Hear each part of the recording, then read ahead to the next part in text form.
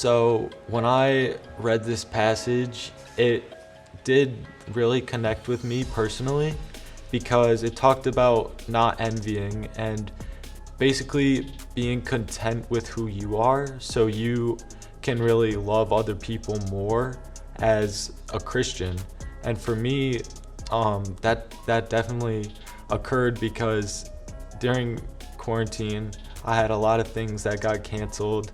I had a lot of plans for the summer, a lot of things that I wanted to do, and you would just see things getting shut down and canceled or postponed. And for me, it was hard because like once you make a plan, you really want it to work out, but sometimes, it doesn't go the way you want it to. So I feel like that was definitely probably the most important lesson that I learned, is to be happy with yourself so you can be, I guess, someone that God would want you to be, in the way that you can accept yourself before you accept others. So during quarantine, this happened to everybody. A whole lot of things got canceled.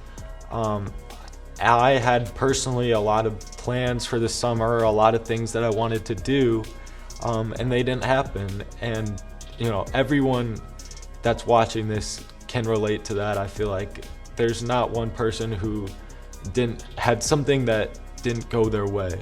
So I feel like during that I would tell myself, what can I make of this?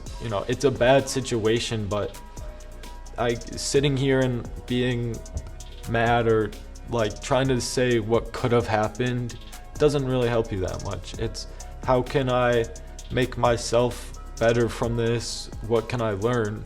And for me, you could totally see the difference because I was definitely a different person before COVID than after COVID. So it's definitely a terrible thing, but I guess I did gain a little bit from it. So and yeah, after I learned to be comfortable with myself, I feel like I would learn to be more comfortable with others. Like I could relate more and not just be invested in myself. When I finally did get back to school and people were saying, this got canceled and that got canceled, I feel like the pre-COVID me would listen, but they wouldn't really feel sympathetic. They would just say, okay, well, I had stuff canceled too. Whereas the post-COVID me was able to say, yeah, I know how that feels. Isn't that bad?